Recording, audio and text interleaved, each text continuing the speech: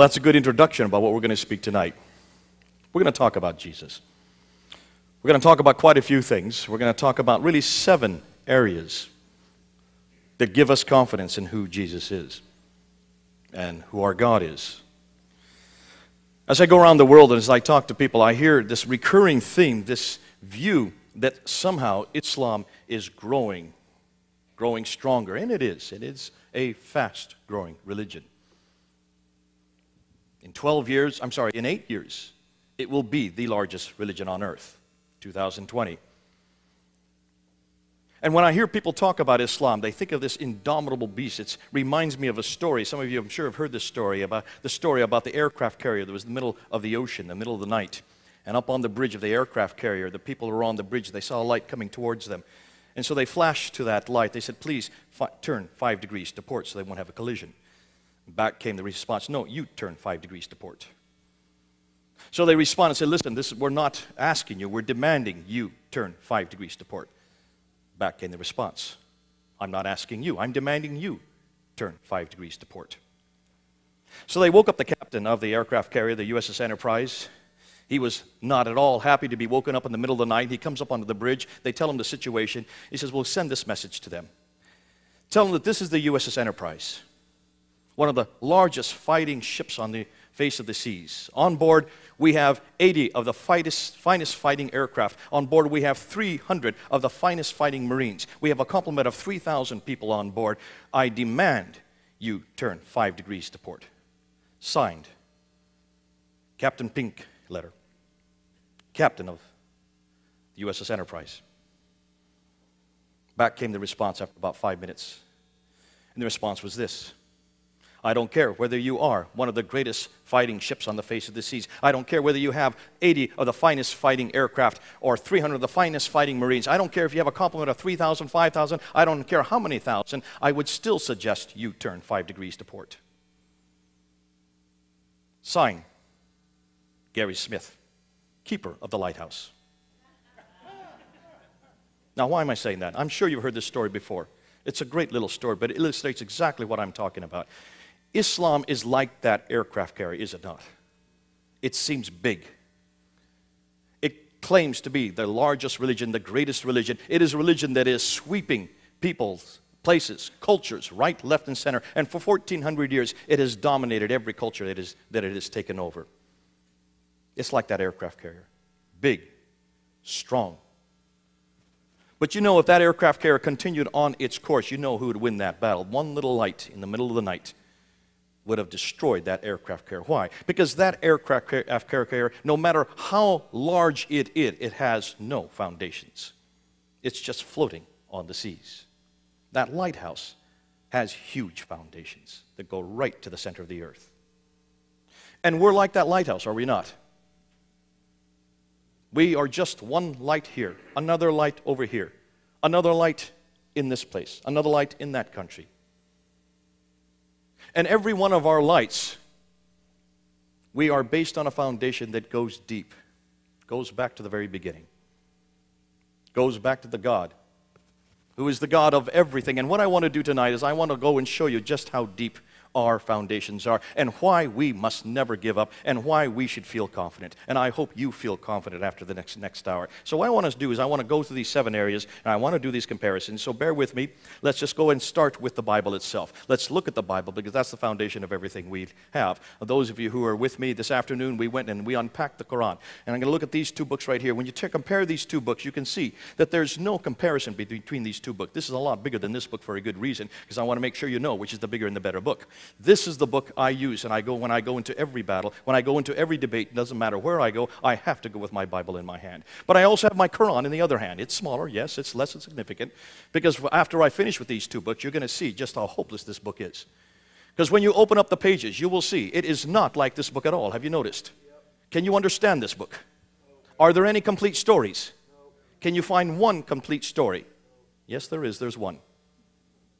Surah 12. The story of Joseph is the only complete story in the entire Quran. Tell me, are there any complete stories in this book? Absolutely. Every story is complete. Every story begins. Every story ends. Every story, one follows from the other. Try to show me if any story follows from the other on this one. Stories don't follow each other. You have no idea where they're going. They don't begin. They don't end. There's no transitional phrases from story to story. It's confusing. It leaves you hopeless. And even the Muslim scholars don't even understand 20% of it. Why can they say this is the greatest of all revelation? What's more, we're now doing source criticism on this book, and we've been able to source almost 70% of this book to other sources. And you can see this very quickly when you look at all the stories concerning the biblical characters. The story of Abraham in Surah 21, ayah 51 to 71. Take a look at that story. That story comes straight out of the Talmud of Rabbah, which was written in the 2nd century, a Jewish apocryphal account. Surah 5, ayah 31, the story of Cain and Abel and the raven. Those of you who have read the Quran, you've read it. It's very entertaining, but it doesn't belong in our Bible for one very good reason. It was only concocted by Jonathan ben Uzziah in the 2nd century A.D., incorporated into Surah 5, ayah 31. The very next verse, verse 32, the story of the blood of Abel. He who saves the blood of one as if he saves the blood of all. He who takes the blood of one as if he takes the blood of all. Take a look and ask, what's that doing in the Quran? Because that's a redemption analysis that doesn't belong in the Quran, and for a very good reason it shouldn't be in the Quran, because it was incorporated into the Bar Sanhedrin, chapter 4, verse 5, in the 5th century, when someone copied over the story of Jonathan ben Uzziah and the raven concerning Cain and Abel. Then he wrote in the margins, as he was copying this story over, about the blood of Abel. That story, along with the blood of Abel reference edited by a scribe, was then incorporated into the Bar Sanhedrin in the late 5th century. We know who wrote it. We know when it was written. We know why it was written. It has nothing to do with God, and yet it finds its way into the Quran somewhere in the 7th and 8th century in Surah 5, ayah 31 and 32. We don't have that problem with this book. Isn't it beautiful?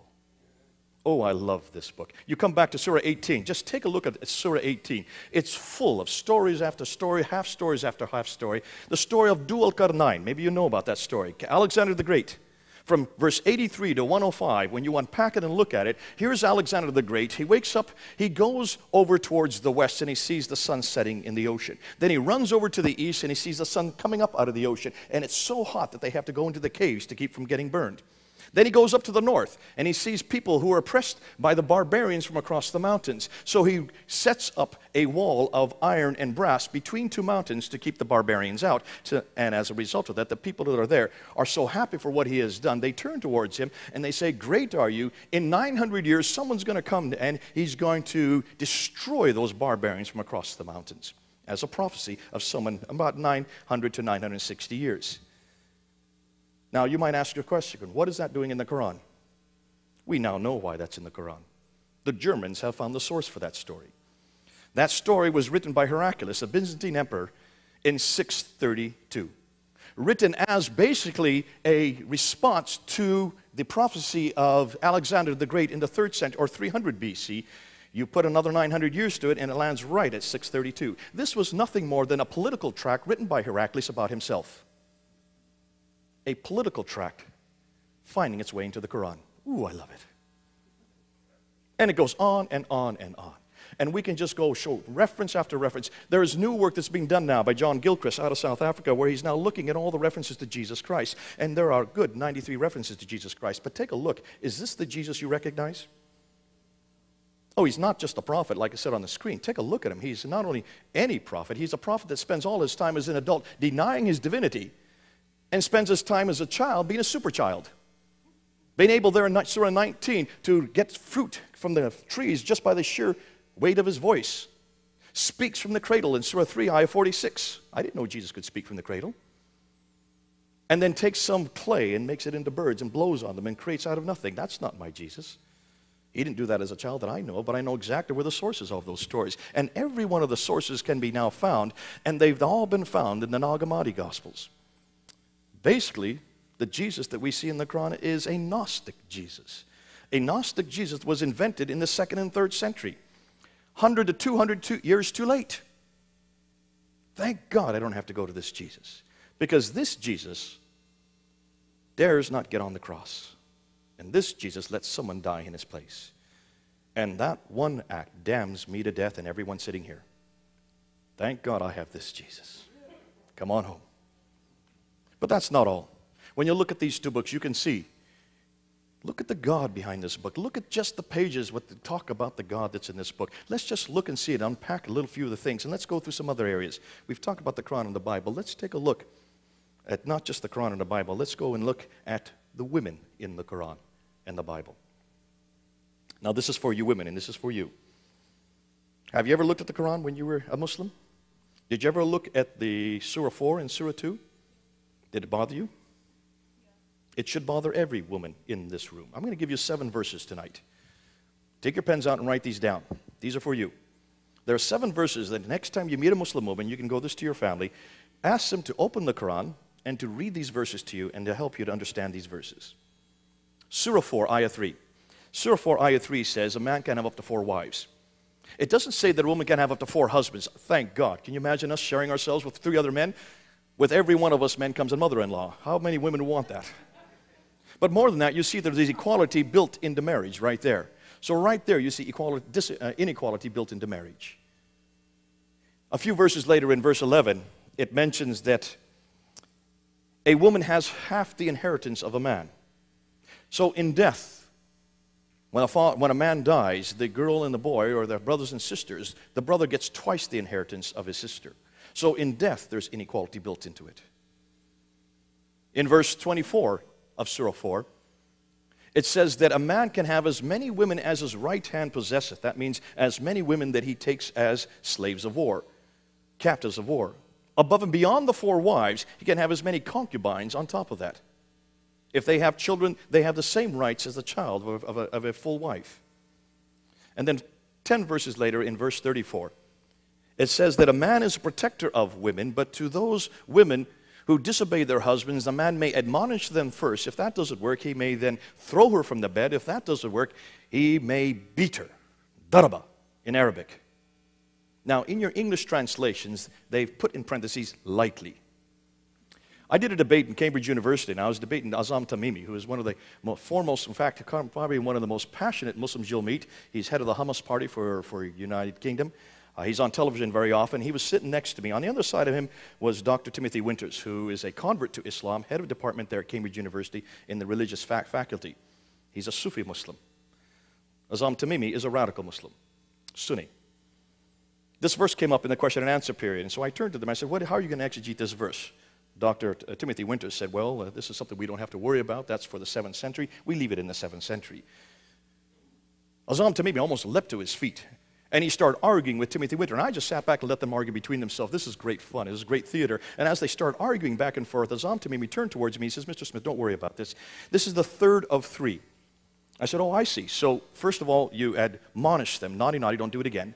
If that doesn't work, then you throw her from the bed. Now let me ask you, Dr. Tamimi, what is the identity for a woman in Islam? Are there not 2 things that all women are required to do? One is to bear children and the other is to take care of their husband. If you throw her from the bed, you've eradicated her identity, or even not, because she no longer can bear children, she no longer can take care of her husband. He says, yes, I know, that's very serious. I said, well, then what do you do next? Well, then you tap her on the shoulder. I said, oh, I see. So first you admonish her, then you throw her from your bed, eradicate her identity, and if that's not serious enough, you just go and tap her on the shoulder, and that's going to convince her. By that time, everybody was laughing there in the Cambridge Union. You can see why. I say it's obvious to me that daraba means to scourge. I don't care how you or mistranslate it, daraba is the word that you will find right through the Quran, and it is the same word that we use to scourge what you do to a donkey. I say we don't beat our wives. Thank God we don't have references like that in the New Testament. Isn't it great? We went on to Surah 2, Ayah 282. Surah 2, Ayah 282 says that a woman has half the testimony as a husband in court. Aisha, who is the favorite wife of Muhammad, turned toward Muhammad when she heard this revelation. She says, why is it we only have half the testimony? And Muhammad's response was, because women are more disobedient and less intelligent. Now, how does that make you feel, women? Do you really believe you're less intelligent?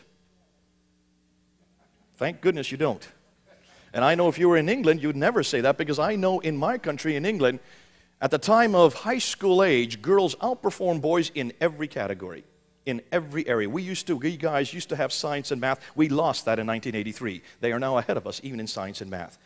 And when it comes to graduating students at university level, 70% of all our graduates are now women. You cannot say that women are less intelligent than us. Not in England. I don't know what it's like in America, but not in the 21st century. Come on home. Thank God for you women. Then we get to Surah 2, Ayah 223. Surah 2, Ayah 223 is probably the most difficult one for Muslims to defend. It says in Surah 2, Ayah 223 that women are a tilth for their husband and that a man may plow his wife anytime he wants. It's a horrendous verse. Giving a man basically permission to rape his wife anytime he wants. I have yet to see a Muslim that can defend that verse. Every time I brought it up in debate, they quickly change the subject and want to go to something else. Or they try to flowery say, this has nothing to do with tilling her sexually. This has everything to do with helping her to flower and to, they go on all these esoteric mind games. And you just sit there and say, read the verse again. To plow your wife means to take her sexually at any time and any place. Horrendous verse. Thank God I don't have to defend that. And then 7 verses later in Surah 2, Ayah 230, it says that a man may divorce his wife. And remember, divorce in Islam for a man is basically just saying, I divorce you 3 times. That's it. Talaq, talaq, talaq. That's all he has to do. He doesn't even have to have a witness there. And it doesn't have to be for any reason. Yet it says in verse 230, if a man divorces his wife after the 3rd time, and then he decides he wants her back, the next morning he wakes up, he realizes he shouldn't have done that, he cannot take her back until she goes and marries another man. That man consummates that marriage and then divorces her. Only then can he take her back. Now, how does that make you women feel? Basically, you're nothing more than chattel to be given and taken by whatever men on any whim. Thank God we don't look at our women like that. Thank God I don't have to defend those kind of verses. Yet that's what it is right there in that book. And I can't yet see Muslims who can defend those verses. When you look at our New Testament, you look and see how Jesus treated women. Just take a look and see what he did. Mary and Martha. Mary was sitting at the feet of Jesus. Martha was in the kitchen. Martha says to Mary, come on into the kitchen. Jesus says, no, Martha, you stay right there. Mary, you sit at my feet. What was Jesus doing? In first century Judaism, no woman could sit at the feet of a rabbi. And here was Jesus allowing a woman to sit at his feet, turning 1,000 years of tradition on its head. That's my Jesus. Galatians 3, verse 28, there is no difference between Jew or Greek, man or woman, slave or free, all are equal in Jesus Christ. Come on home. I love that. And as far as whether we can beat our women or plow our women, just look at Ephesians 5:25, where Jesus compares himself to the church as a husband to the wife, and as he says, as a husband loves his wife, so does Jesus love the church. As Jesus loves the church, willing to die for the church, so a husband should be willing to die for his wife. Ooh, I love that. And you look at 1 Corinthians 7, the whole chapter talks about the relationship between a husband and a wife. And that the body of a husband is equal to the body of the wife. Thank God we have that as a corrective to what we see in Surah 2, Ayah 230 and 223. And as far as the testimony of a woman, take a look at the greatest event in the whole history of mankind. Everything was focusing on the death and resurrection of Jesus Christ. All the prophets were there to point to that event. The greatest event in the whole history. And who did Jesus show himself to? Did he show himself to his disciples? You would have thought so. Did he show himself to any man? No. He showed himself to a woman. And the second time that he showed himself to was to a group of women on their way to Bethany. That's my Jesus. Come on home. I love Jesus. Now let's talk about the kingdom of God. The kingdom of God comes up all the time in Britain. We have it all this time because we have a group called the Hizb ut-Tahrir Party who wants to create or recreate the Khilafah. Remember, the Khilafah existed from 624 up until 1924, which was then rescinded by Kemal Atatürk there in the Ottoman Empire there in Turkey. And since 1924, there has been no Islamic State. There has been no Khilafah. The Muslims would like to bring it back, and that's why in Britain now we have a group, the Al-Muhajirun Party, that would like to reinstate the Khilafah starting in Walthamstow in northeastern London, where we now have our headquarters. And we're there for a purpose, for a reason, because we want to make sure that the Islamic State does not happen. The Muhajirun Party is the most virulent party in Britain, the most radical party in Britain, started by a man named Sheikh Omar Bakri Muhammad. Sheikh Omar Bakri Muhammad, when he came to town in the 1990s, 1993, galvanized all the Islamic societies. And every time I went to the universities, these Islamic societies that were maybe 20 or 30 strong suddenly jumped to 200 to 300 because of this man. This man had a huge passion. This man was electric to listen to. And I used to go and listen to him, and we became good friends. And finally, we decided to have a debate on this issue, the kingdom of God versus the Khilafah. And so we hired out a hall where they hired out a hall, and they had 1,000 radical Muslims in the hall. I could only get 300 Christians that would come to that debate. They just did not want to come, not with 1,000 radical Muslims all around them. Sheikh Muhammad Bakri started the debate out, and he started looking, and he started showing what the Khilafah would look like. And he said, the first thing we're going to do is we're going to make sure that we cover all the women up. We see that in Surah 33, Ayah 59. And if they refuse to be covered up, we will beat them. And of course, referring to Surah 4, Ayah 34. And as for the homosexuals and the adulterers, we will beat them 100 lashes, Surah 24, Ayah 2. We'll take the thieves and we'll cut off their hands, Surah 5, Ayah 38. And he started showing me a model of what Islam would look like. And I was just having a spinning head. And I realized, my goodness, this is what they want to do to Britain. This is what they want to do to London. I had a splitting headache listening to this scenario. But everything he said, he supported in Scripture. Everything he said, he went back to his divine edict, the Quran. Then he turned to me and said, Mr. Smith, where's your Khilafah? Let's see what kind of Khilafah you have. Let's see where your state is. I said, I'm going to show it to you right now. So I asked all the Christians to raise their hand. They would not raise their hand. I said, oh, come on, get your hands up there. I want to see your hands. Finally, a few of them put them up halfway, and I started doing this. 1, 2, 3. Ah, there's my kingdom right there. 1, 2, there it is again, right here. 1, 2, look at that, Sheikh. It's right in this room. Because Christ says in Matthew, where there are 2 or 3 gathered in my name, there I am with you. That's our kingdom. The kingdom is where there are just 2 or 3 gathered in Christ's name. It has nothing to do with a piece of real estate. It has nothing to do with borders or boundaries. It has nothing to do with a country. It has to do with a relationship. It's a completely different kingdom than what you're talking about. And it's right in this room. And I said to the Sheikh, in fact, you'll find it all over the world. It only takes 2 or 3. That's all you need. And I said, if you look at our kingdom, and if you look at the last 2,000 years, take a look and see when our kingdom grew the fastest. And it was under persecution, much of it under your persecution. It's when we are in crisis that we no longer look for our own security. We now look to God. And it's Jesus Christ, and it's the Holy Spirit that galvanizes us, that secures us. That's a completely different kingdom than what you're talking about. We don't cover up our women. We don't beat our homosexuals. We love them. We don't beat the adulterers. We love them. And we introduce Jesus to them. Now, I said, you can't defeat that kingdom. That kingdom's everywhere at any time. And it's right here in this room. He had no comeback. How do you argue against that? What a great kingdom we've got. And I'm looking at it right here. And then we went to, of course, we wanted to talk about the God behind that kingdom. When you talk about God, we need to be careful about just the names before it. I remember getting into this debate an awful lot with Muslims as to what God's name is. And of course, the name that they give to God is Allah, the God. It's generic, the God. Anybody can be the God. It's interesting that we're now doing historical studies on the name Allah. And we've seen that there is certainly an awful lot of precedence for this name long before Islam. This was a pagan name for a pagan god. In fact, that is not the only name for that god. The formal name for Allah is Hubal. And if you look at the references to Hubal, there's quite a bit of reference on that. In fact, Hubal is well known in that part of the world. And Hubal had 3 daughters, Alat, Al-Manat, and Al-Uzza. Now, if you know the Quran, you probably know what I'm talking about. Because those 3 names are found in the Quran, in Surah 53, Ayah 19 and 20. Go and look it up. In the Quran, you will find then 3 daughters of Hubal, which is ironic because everybody knows that those are known as the satanic verses. Have you heard that before? These are the satanic verses that Salman Rushdie was talking about. And if you talk to any Muslim scholar, they will know about the satanic verses because historically these satanic verses keep rearing their heads.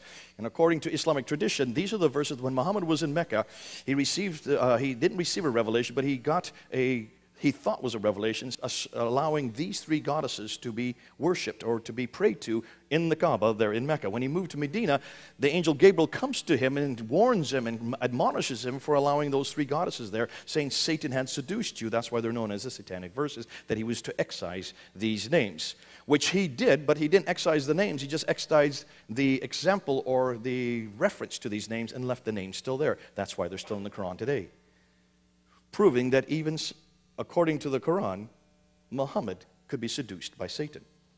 Nonetheless, it's fascinating because these names appear in ancient literature. And these are the daughters of Hubal, which is another name for Allah, which means Allah has 3 daughters. Now stop and ask yourself, what do we know about Allah? He is one, is he not? How can he be one if he has 3 daughters? Put that under your hat. Whoever chose Allah should have done a little bit more historical research to realize you don't take a polytheistic God and try to impose a monotheistic imposition on him unless you understand that this is going to come back to kick you, especially if you leave it in your scriptures, as they have done in Surah 53. But that's not what I really want to get at, and that's not the most important thing. I want to look at the God that is there. And I hear Muslims come up to me all the time, and I'm sure you've had Muslims come to you and say the same thing, that we share the same God. Have you heard that? Do we really share the same God? See, whenever I get that question, I say, look, the name may be the same, but the God behind the name is absolutely different. How do I know that? Well, I'm going to ask you. You're going to be my Muslim tonight, okay? You're going to be Abdul. Abdul down here with the green shirt. He's got a beard. He's a good Muslim. That means he's a scholar. Good old Abdul. You don't like that. You like and you believe that we share the same God. Now, let me ask you, Abdul, very quickly. If we share the same God, is your God able to enter time and space? No. You're going like this, saying no? That's a new way to say no, okay. But no, categorically no, he does not enter time and space. You know that, right? So God is not able to enter time and space. Now let me ask all of you, does our God enter time and space? Is he capable of coming to earth? Has he come to earth over and over again? Was he not there with Adam and Eve walking and talking in the cool of the day? So how can you say we share the same God? If your God cannot come to earth, your God's not big enough. Get a bigger God. We've got him. His name is Jesus. Come on home. And that's the beauty. You can even take the question and introduce the gospel through it. But the beautiful thing about it is if they even dare to say this, I remember doing a debate on this there in Russia, and in Russia we were going to do a debate on these Uzbeki deists who were there in the city, heard I was in town, challenged me to the debate, and I said, I don't know any Russian. They said, we'll give you a translator. I went through 3 translators, and the reason why is they said I spoke too fast. I don't believe I do. But the first question came... Well, I don't think I do. But the first question came up, and this question came up. It says, Mr. Smith, how dare you say God enters time and space? God is omnipotent. God is the greatest. Allahu Akbar. If God is the greatest, God is omnipotent, don't you ever say that he became finite like you and me. How could he come down and corrupt himself by entering time and space? And I said to my translators, tell them now, I want you to tell them, shame on you. Now, he wouldn't do that. I said, okay, repeat after me. Shame on you in Russian. Shame on you for ever suggesting God can enter time and space. If you say he is omnipotent, if you say he is the greatest, then how can you there in the next breath say, but he can't enter time and space and become a man like you and me? Because you've just limited God. You've taken away his omnipotence. Don't ever say in my presence that God can't become a man. That's simple for God to do. Anytime he wants, he can become a man. Then he said to me, you mean he went to the toilet? Yes, my God can go to the toilet, can't yours? If your God cannot go to the toilet, then I can do something your God can't do. Then which makes him bigger, you or me? So then he said, you mean God can die? Ooh, I love that one. I said, here you've been telling me for the last half hour what God can do, what he cannot do. Well, you're telling him all these stipulations. He's omnipotent, but he cannot do this, he cannot do this, he dare not do this. Rather than us telling God what he can and cannot do, let's go and see what God says to us. And let's open up the Bible and let's look at John chapter 10. And we open up John chapter 10 where Jesus says, for the Son of Man can lay down his life and take it up again. My God can come down and die anytime he wants. But we don't leave him dead. See, you assume that if he dies, he's died like you die. No, my God says right there, I lay down my life and take it back again. See, you celebrate the day he died, Friday. That's your celebrating day. We don't celebrate Friday. Friday's here, but Sundays are coming. We celebrate Sunday because that's the day he rose from the dead. That's the day he destroyed death. That's the day he came and did everything that he promised to do. My God is a resurrecting God. My God can die. Yes, he can die. But don't leave him dead. Make sure he rises 3 days later and destroys everything that God promised that he would do. There's my God. I know you're smiling now because you're not quite converted yet. But isn't it great? Isn't it great? The God we've got is a bigger God than you've got. See, your God is so totally other. Totally distant. He's incapable of coming to earth. Yet my God came to earth from the very beginning. Who was walking and talking in the cool of the day if that was not God? Who was there with Abraham? They're eating. That means he had a mouth. That means he had a stomach. Who was there with Abraham in front of the tent of Mamre? That was God eating. And you say there in your Quran in Surah 5, ayah 72, 75, that God cannot eat. My God can eat. Get a bigger God. More than that, you say that God cannot do anything that we can do because that would corrupt him. He was wrestling with Jacob. That means he had arms and legs. But here I want you to go to your story. I want you to go to Surah 10. I want you to go to look at the story of Moses. I want you to go to look at the story of Moses, and I want you to unpack that a little bit, because there you see in the story of Moses a reference to your God. Look at verse 10 to 14. And when you go to the story of Moses, take a look and see what Moses did. Because he actually saw a burning, it was a bush. He saw a fire. He went to investigate the fire, did he not, in your Quran? And that's in Surah 20, ayah 10 to 14. Sorry, I didn't mean 10. Surah 20, ayah 10 to 14. You'll see the story there. And as he got close to the bush, what happened in your Quran? In your Quran, a voice came within the bush and says, take off your shoes, Moses. You're on holy ground. Now let me ask you, Abdul. If it's holy ground, does that mean God's there? You're not sure. By definition, holy means God, right? Can any place on earth be where God isn't and still be holy? You're still not sure. Well, then let's go a few more verses. Let's go to verse 14. Because verse 14 is very clear, because the voice in the bush says to Moses, for I who am speaking to you am Allah. Can anybody claim the name of Allah except God himself? No. So is that God in that bush? Help me here. You're looking dumbly at me. I want a response. Okay, now you're laughing. You're not sure. You can see the problem. You don't want to say yes, you don't want to say no, because if you say no, then you're going to have to throw and tear out those pages out of the Quran. If you say yes, then you have to admit that that was God in that bush, and that bush is on earth, and that means God comes to earth, even in your Quran. Ooh, Can you see the problem? You can use the Quran against them. Even in the Quran, in Surah 20, God comes to earth. How are you going to deal with that, Abdul? And I've yet to see a Muslim that can deal with that. But see, I can. Every one of us can, can't we? My God comes to earth anytime he wants. All the way through history, he has come to earth, over and over again. We call them theophanies. And therefore, if God can come to earth and be in a burning bush in 1900 BC, then what's the problem from him coming 2,000 years ago and spending 33 years on earth? Come on home. You can use that as a bridge, folks. Use it as a bridge and show how easy it is for every question they bring just to preach the gospel in it. Because we've got a big, big God. Oh, my God comes to earth. Now, you still have a problem with corruption, because you don't like the idea that God would come and be a corruptible being like you and me. But let me ask you one more question, Abdul. If God were able to take on human form, could he take on human form and still be incorruptible? Wait a minute. You've just now limited God. Don't ever say no. You sure you want to say that? Is God able to be incorruptible? Okay, now let me ask you one more question. Is there anybody in the Quran that's incorruptible? No, Muhammad's corruptible. Surah 48, ayah 1 and 2. Read it. Muhammad asked forgiveness for the sins he has done and the sins he is yet to do. Even as a prophet, he has to continue to ask forgiveness for sins, according to your Quran. Is there anybody else? Because every one of the prophets in your Quran, according to your Quran, does sin, except one. There's only one person in the Quran who does not sin. Anybody know his name?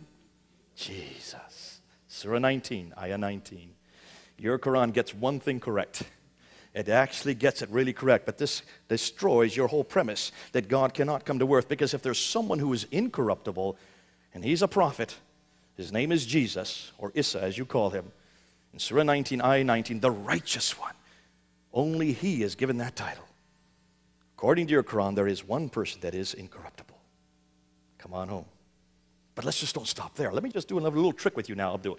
Let's just look at Jesus. And let's compare him to Muhammad, because you brought up Muhammad, okay? Let's look at Jesus and Muhammad according to your Quran, and let's do a comparative. Now, you believe Muhammad is the greatest, right? Just say yes. Agree with me on this. You believe he's the greatest. I'm going to help him be a good Muslim, because he's a little confused right now. We'll bring you home in about another 5 minutes. But for now, say yes. Muhammad is the greatest. He's the seal of all prophets. He is the greatest of all prophets. Yes. Okay? He is greater than Jesus, right? Every Muslim should say yes. Okay, you got me on that one. If he is the greatest, does your Quran agree with you? Okay, let's go back to a few verses we've already looked at. Surah 19, ayah 20. It says that Jesus was born of a virgin. Was Muhammad born miraculously? No. So Muhammad was born just like anybody else. He was born from Amina. His father Abdullah had already died, but Amina, she died soon after his death. So he was born, there's nothing great about his birth. But Jesus was born of a virgin. Is that important? Yes, it should be. Why is that so important? You don't know, do you? What are you supposed to do when you don't know something? Who are you supposed to go to? No. It says in Surah 10, ayah 94, in Surah 21, ayah 7, if you have any question, you're to come to the people of the book, you're to come to us. In Surah 29, ayah 46, it says, do not even argue with the Christian. Don't even argue with me on this. I use that at Speaker's Corner every Sunday. You're not to argue with me. You're to come to us. Why? Because we've been given the Tawrat in the Injil for you. In Surah 4, ayah 135, it says, oh, Muslims, go to those scriptures God has given you, the Tawrat and the Injil, for they are signs for you. So don't even argue with me on this. You need to come to me and ask me. You'd ask me now, why is it that that's important? Why is that important? Thank you. Boy, it's pulling like molasses out of a stomach, isn't it? Abdul, let me tell you why that's important. See, God in His wisdom has already given you previous scriptures, and that's why the Quran says so. In Surah 10, ayah 94, in Surah 21, ayah 7, in Surah 4, ayah 136, in Surah 29, ayah 27. All of these references are there so you could come back to our scriptures, the Torah, which would be the Old Testament, the Injil, which would be the Gospels, and it's right there. Look at Isaiah 7:14. Isaiah 7:14 says, this will be a sign. That means Muslims, wake up. This will be a sign for everybody. A virgin will conceive. Now, you know that a virgin has conceived. Now, in my world, Abdul, no virgins conceive. By definition, virgins just don't conceive, right? In your world as well. Except one. One virgin in the whole history of mankind has conceived. And what's her name? In your Quran, her name is Miriam. Mary. Mary is the only virgin that has ever conceived. And there it is in Surah 19, ayah 20. So we can agree on that point. A virgin will conceive, but therefore you need to come back to our scriptures to see why this is important. And what does it say next? A virgin will conceive and bear a son, not a girl. It's very important that it's a son, because it's right there in Genesis Genesis chapter 3, verses 15, where God turned to Eve. You're going to be my Eve, and said to Eve, from your line, a woman's line, a man is going to come. He, third person singular, masculine. And this woman is going to bear a son, and he's going to crush the head of Satan, and Satan's going to bruise his heel. The first revelation, the first prophecy we have of the crucifixion. That's why we've been waiting for a virgin to conceive. We've been waiting from a woman's line. It has to be from Eve's line. Isaiah tells us it will be from a woman's line. It will be a virgin, and more than that, he says, and will bear a son, and he shall be called Emmanuel, God with us. So when a virgin conceives and bears a son, it will be God with us. Not just any man, not just any prophet, God with us. And you Muslims, thank God the Quran gets this right. Know that there's been one virgin who has conceived, Surah 19, ayah 20, and that is God with us. Now your Quran goes on and says, now I don't believe the story, but it's still there in Surah 3, ayah 46, that little child that was conceived, when he was a little child, he then spoke from the cradle. Could Muhammad speak from the cradle? So already Jesus is better than Muhammad. 3 verses later in verse 49, it says that this same Jesus was able to take some clay, form it into birds, blow on it, and it flew up into the air. Could Muhammad do that? Ooh, no, he couldn't. Nowhere did Muhammad do any miracles. Can you show me one miracle that Muhammad did? The Quran's a miracle? Doesn't begin, doesn't end. Did he write it? Could he even read and write? So who wrote it? You don't even know. That's the only thing they can tell me. Could he create out of nothing? It says in the same verse that Jesus, Isa, gave sight to the blind. Could Muhammad give sight to the blind? It says that he could heal the sick. Could Muhammad heal the sick? It says that he could resuscitate the dead. Could Muhammad resuscitate the dead? No, Muhammad usually did just the opposite. So here I've given you 6 things now that Jesus can do according to your Quran that Muhammad couldn't even begin to do. Now tell me, who's the greatest? It's hard, isn't it? I know you don't want to say it. Jesus. Jesus. Get used to it. It's fun. I love it. I use it everywhere. And that's the beauty of the gospel of Jesus Christ, folks. Even when looking from the Quran, when you compare Muhammad to Jesus in the Quran, and it's not my authority, I don't believe in that story that he spoke from the cradle. I don't believe in that story that he made birds out of clay. That doesn't matter. According to your Quran, Jesus is by far greater in every important category. And then we come to Surah 19, ayah 19. In Surah 19, ayah 19, Jesus is the righteous one. Muhammad had to ask forgiveness for sins 3 times in the Quran. Sins that he had done before he was a prophet, even as a prophet. Muhammad continued to sin, but never Jesus. Jesus is unique. And we haven't even got to the gospel yet. Because that's not the Jesus I know. The Jesus I see in the Quran is a toothless Jesus. Yes, he is able to create out of nothing. Yes, he's able to heal the sick. But he is not able to even get on the cross. And if Jesus did not get on the cross, not only am I damned, But everything that my scriptures point to, all the 300 prophecies in the Old Testament that point to this event, that point to this man, where he was going to be born in Micah 5:2, how he was going to die in Psalm 22, the fact that he was going to be between two robbers, the fact that he would be buried in a rich man's tomb, all these specific prophecies, all pointing to this one man. Your Quran says this never happened. Your Quran says that another man took his place. And yet your Quran tells me and over again, in Surah 53, Ayah 38, in Surah 6, Ayah 164, that no man can take on the sin of another, no man can take on the guilt of another, and yet there in Surah 4, Ayah 171, your Quran tells me that another man took Jesus' place, taking on his guilt. That's a theological contradiction. More than that, your Quran says that in Surah 19, Ayah 33, that Jesus claimed that he was born. Blessed be he the day he was born, the day he dies, and the day he rises again. So even in your Quran, Surah 19, there's a confusion here, because here Jesus claims that he died and rose again. So what are you going to go with Surah 19, Ayah 33, or Surah 4, Ayah 157? I leave that with you to decide, because Muslims don't know what to do with those verses. See, we don't have that kind of confusion. Every one of the gospel writers knew that Jesus died on the cross. Your Quran says not only that he did not die, but it says that Surah 3, Ayah 55 says that God, mutawafika, God killed Jesus and took him to himself. It's right there in your Arabic, not in your English, but in your Arabic, it's right there. Can you see the problems with the Quran? This kind of confusion. Do we have confusions like this in our Bible? Ooh, isn't we have a great God who has given us in his inspired word. We don't have any confusion. All four gospel writers, everyone knew that Jesus died. But here's another problem. If Jesus did not die on the cross, then what are you going to do with the historical events? Just take and ask yourself one simple question. Are there any historians that believe that Jesus did not die on the cross? Are there? Give me one. Carl Sagan. Okay, in the 20th century. How about for the first century? How about the time when Jesus was living? Can you give me any historian from the century that Jesus was living that says that he did not die on the cross? Let's talk about the ones that were there. Let's take Thales, a Greek historian, was having a debate with Phlegon in 52 AD. They were debating not only the fact that Jesus was on the cross, they were debating that when he died, the earth shook and the sun went dark. Now, doesn't that suggest that they believed that was Jesus on the cross? Yet they weren't Christians.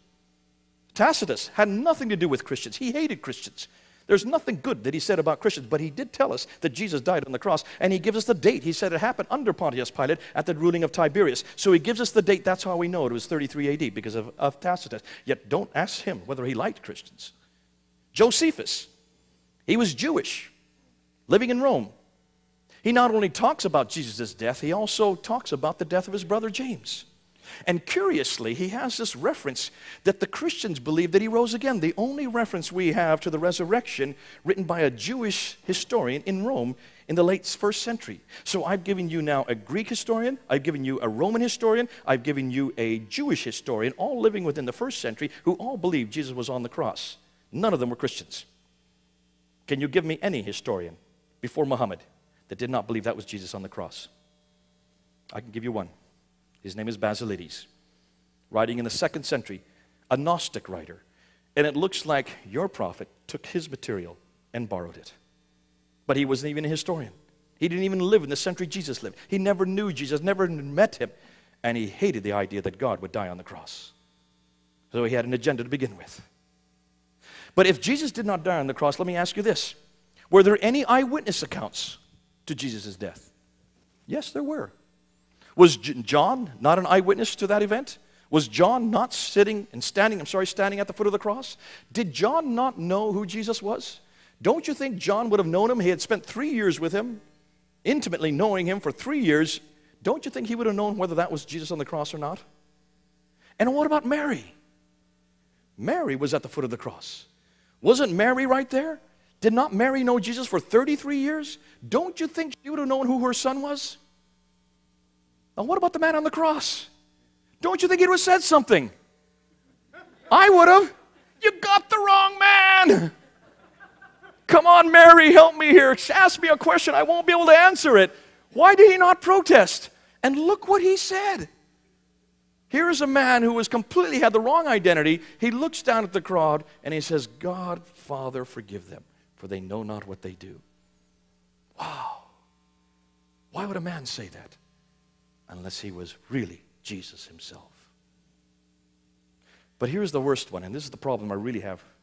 Abdul, if you really believe that another man took his place, What are you going to do with the fact that 3 days later, Jesus went up to the upper room, appeared through the walls, suddenly surprising the 10 disciples there, and claimed that it was he? And a week later, when Tom even questioned him, when he doubted him, what did Jesus do? He showed the holes in his hands and he showed the holes in his feet. Are you telling me that he would lie like that? Would any prophet deceive at that level? Do you know of any prophet that would do something like that? Yeah, that's exactly what your Quran is telling me. And what about your God?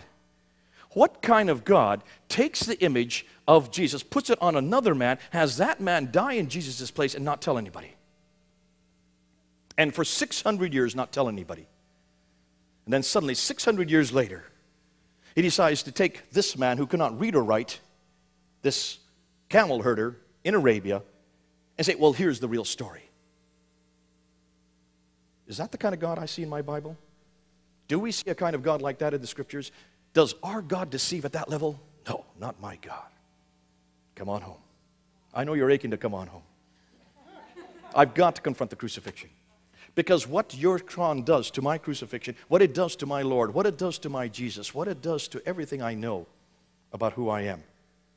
If Jesus did not die on the cross, we're all damned. Please don't ever give in. Make sure that you confront the crucifixion. Don't talk about the resurrection with Muslims. It's diddly swat to them. It's superfluous. God, of course, he resurrected. There's no resurrection if he didn't even die. You've got to confront the crucifixion. And that's why I love the crucifixion. It's historical. It's the historical Christian. Everybody knows about the crucifixion except one man living in the 7th century. And everything you believe, everything you know comes from one man. His name is Muhammad. What if he is wrong? That's it. Everything comes falling down. Oh, we don't just have one man. We have 500 that knew Jesus, saw him resurrected. We have eyewitnesses, every one of them. These are the same disciples who ran away as soon as he was being arrested. What changed them from running away to dying for everything they believed? Every one of them died for that event. They all died except for John. Why would you suddenly die for something that was a lie? Oh, I love Jesus. He was willing to die for me. He's also willing to die for you. Can you see how you can take the questions and intercede, and put the gospel in them?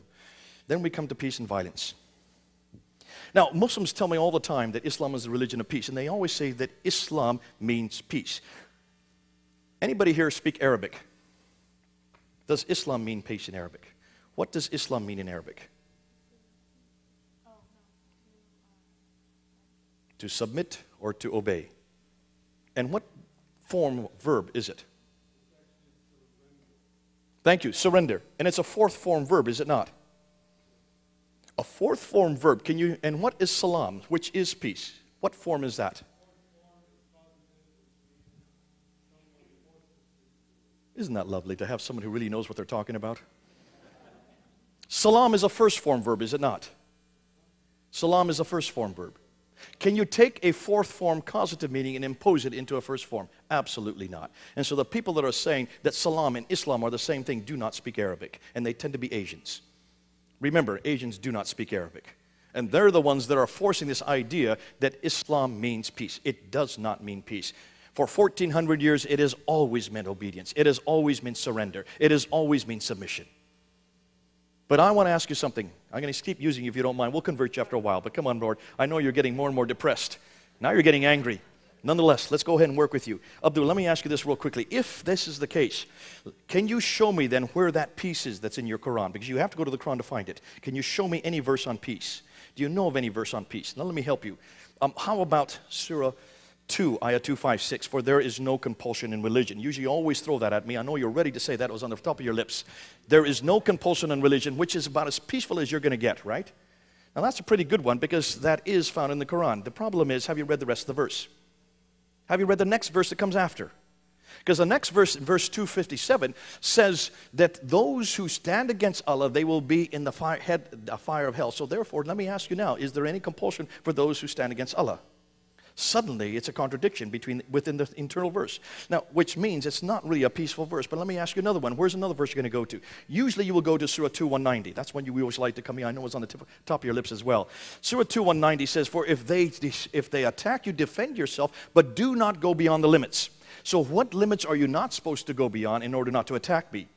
You say that that's a very peaceful verse because we're to defend ourselves, but only defend ourselves. How about the next verse? And slay them wherever you find them. Not very peaceful, is it? For me, yes. He's a good Muslim, isn't he? It's peaceful for him. Go ahead. That's right. It's peaceful once they have killed you, so there was nobody to attack you anymore. That makes it very peaceful. But it's not very peaceful for me. Now let me ask you something. Is there any other verse you can go to? Now, usually you like to go to Surah 5, Ayah 32, which we talked about a little earlier. If you take the blood of one, it's if you take the blood of all. But if you slave the blood of one, it's as if you slave the blood of all. Now, you know where that comes from. We've already gone through that. We've unpacked that. That comes from the Bar Sanhedrin, chapter 4, verse 5. That's a 5th century document, which has no reason to be in the Quran, because we know who wrote it, we know when it was written, and it certainly does not come from God. And if you look at the very beginning of that verse, it says, "O children of Israel." So this has nothing to do with you Muslims, because you certainly are not children of Israel, are you? I don't think you'd want to say so. Be careful. There might be other Muslims listening. Just look at the verse itself and read the entire verse, and you will see that you cannot use that verse. So here I'm going to ask you again, show me where these peaceful verses are. I've given you 3, and yet not one of them are peaceful. So let's go to the Medinan surahs, because you know as a good Muslim that the most authoritative part of the Quran are the Medinan surahs, right? And let's go to Surah 9, Ayah 5. Slay the unbeliever wherever you find them. Besiege them. Lay in wait for them with every kind of ambush. Does that sound very peaceful? How about for the rest of you? Absolutely not. I remember doing a debate with this, and the response that came back to me was, yes, but if you look at that, that's mushrikun, and you're not a mushrik, Mr. Smith. I said, well, that's thankful. So who are the mushriks? It was Dr. Azam Tamimi. It was in the same debate that I talked about earlier. Azam Tamimi says, well, the mushriks are the pagans. I said, okay, who are the pagans today? He says, well, they're the idolaters. I said, well, who are the idolaters today? He said, well, they're the Hindus. Now, it just so happened there in the Cambridge Union, the place was packed with Hindu students who had come to the debate just to see what his answer would be. And there was a gasp in the audience when he said that. He didn't know who he was talking to. Now, in the Cambridge Union, whenever you have a debate, you have 2 doors. You have the proposition, you have the opposition. You either go out for the proposition, I was the proposition for that night, and you have the opposition. Over 400 went out through the proposition, only 6 went out through the opposition. We won the debate hands down. But it wasn't me that won the debate, it was those verses that won the debate for me. Because can you see how irrelevant these verses are? When Dr. Tamimi talked about Surah 9:5, I said, well, okay, if you don't believe that that has to do with me, what about verse 29, which says, make war on the people of the book, that's me, until we pay the zakat. He says, can we go on to another verse? I said, okay, I can see you're having a problem with that, because that means you're going to have to make war upon me. Let's go to Surah 8, Ayah 39. And Surah 8, Ayah 39 says, slay the unbelievers.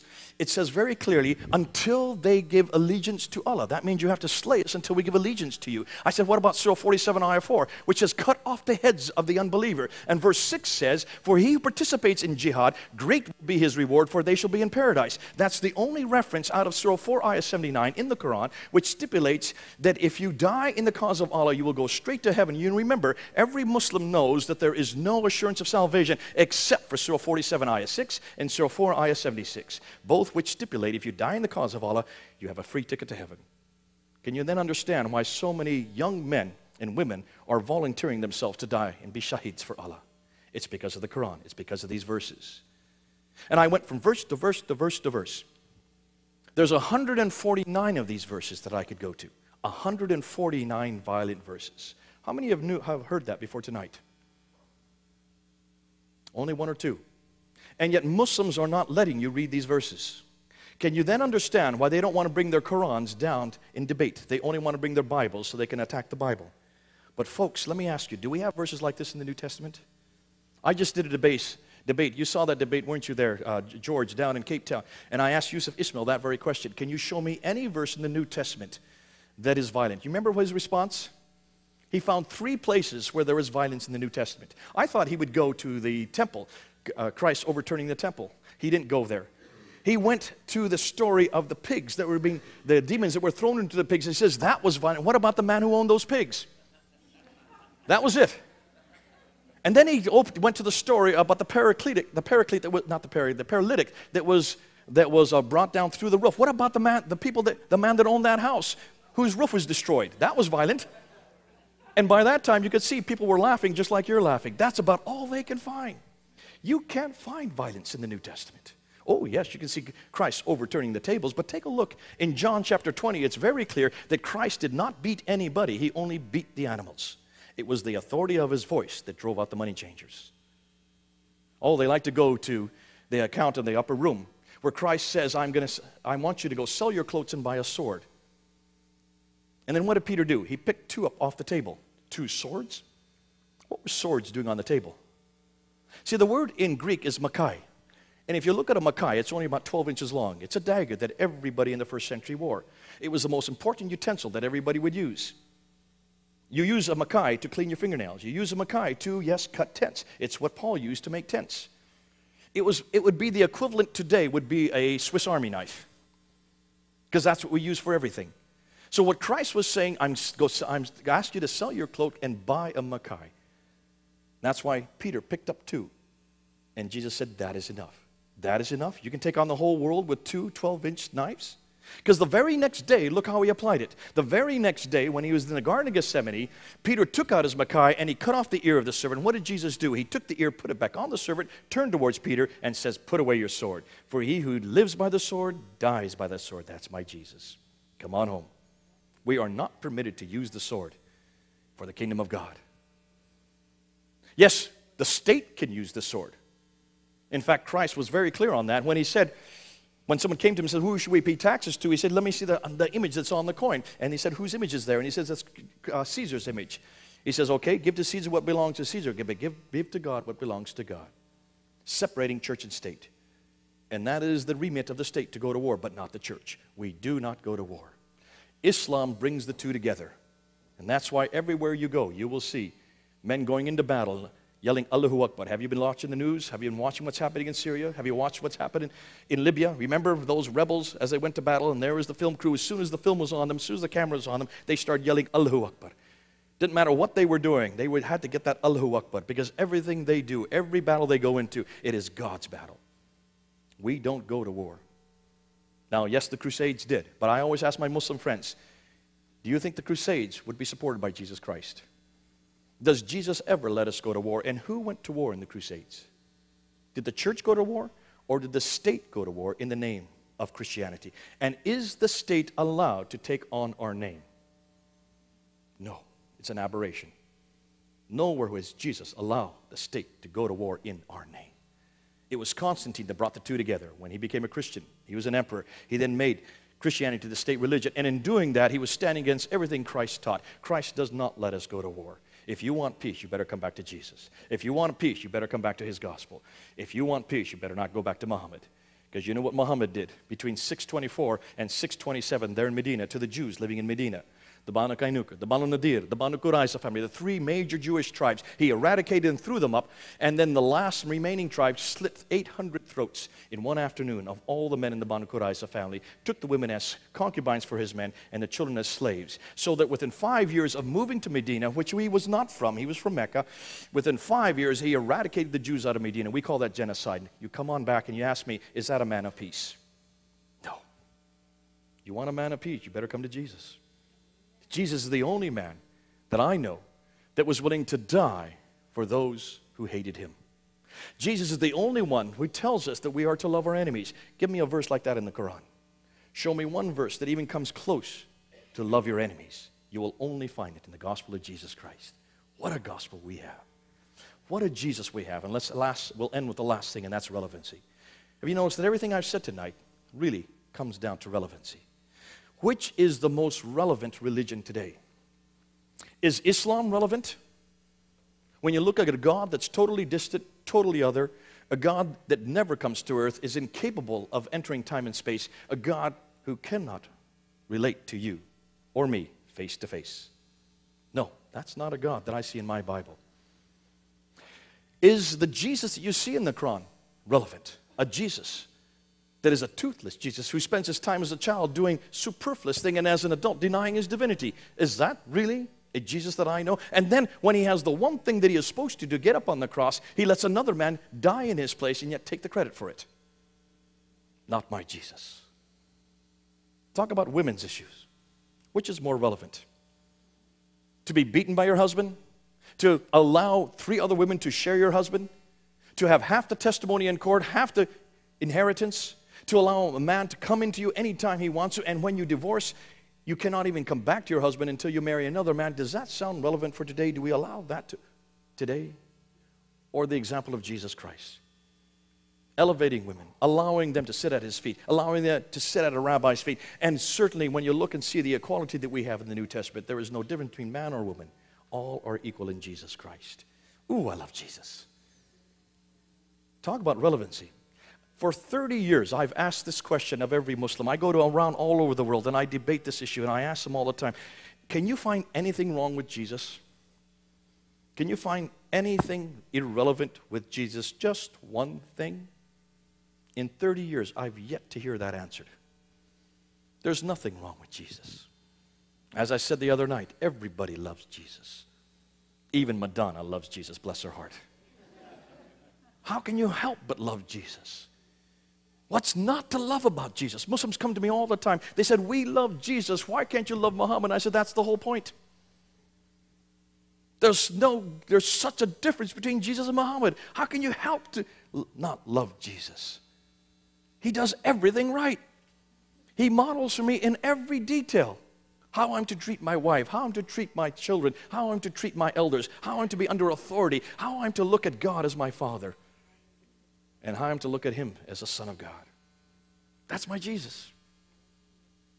Oh, Islam is like that huge aircraft carrier that swims in its way around the world, and it dominates, and it tells anybody to get out of its way, and it demands. It doesn't just tell, it demands. And when it takes over, it eradicates the culture that is there. That's just like that aircraft carrier. But we're just one little light, shining here, shining there, and even shining there. Come on home. Isn't that great? What a foundation we have. A foundation that's built on this book. This book is always going to be bigger than this book. Why? Because this book has everything I need. And it tells me everything I need to know.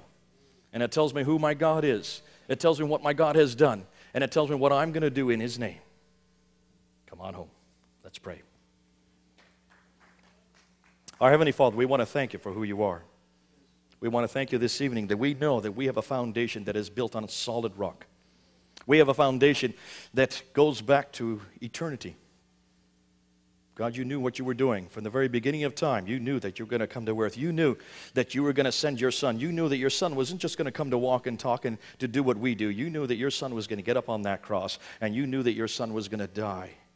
And on that one act, You were going to take all of our guilt. You said so at the very beginning. As You were talking to Eve, You told Eve that this is going to happen. And all the way through, You gave us tag after tag after tag, these theophanies, that not only these theophanies, but all these little verses right through Scripture